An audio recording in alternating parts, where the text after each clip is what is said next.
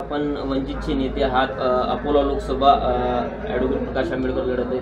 वाशिमच्या रिसोड आणि मालेगाव मतदारसंघ अकोल्यामध्ये येतो। कशा पद्धतीचा रिस्पॉन्स आणि काय परिस्थिती? आपल्याला माहीतच आहे, अकोला लोकसभा मतदारसंघामध्ये वाशिम जिल्ह्यातील 2 तालुके येतात, ते म्हणजे रिसोड आणि मालेगाव। मागच्या 15 दिवसापासून वंचित बहुजन आघाडीचे कार्यकर्ते हे रात्रंदिवस वाशिम जिल्ह्यातील हे रिसोड आणि मालेगावमध्ये कार्य करत आहे।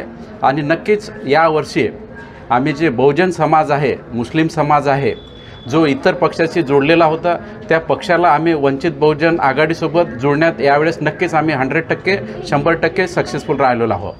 सर, तिरंगी लढत आहे अकोल्यामध्ये। एकीकडे अभय पाटील आहेत, दुसरीकडे अमित धोत्रे आहेत आणि प्रकाश आंबेडकर आहेत। कशा पद्धतीचं असणार आहे? आपल्याला सांगायचं म्हणजे तिरंगी लढतीमध्येच आम्ही वंचित बहुजन आघाडीचे माननीय बाळासाहेब आंबेडकर हे विजयी होण्याचे जास्त चान्सेस आहे। दुहेरी लढतीमध्ये मताचं ध्रुवीकरण होते, परंतु तिरंगी लढतीमध्ये आमची जी वंचित बहुजन आघाडीचे नेते आहे हे 100% यावेळेस निवडून येतील अशी आम्हाला खात्री आहे। किती मताधिक्याने उमेदवार निवडून येतील असा विश्वास? आमचा असा अंदाज आहे की अकोला लोकसभा मतदारसंघाची जी विजयी सीट आहे ही 4.25 लाखाच्या जवळपास राहील आणि नक्कीच बाळासाहेब आंबेडकरांना हे 4.25 ते 5 लाखाच्या दरम्यान मतदान मिळतील अशी आम्हाला आशा आहे। धन्यवाद।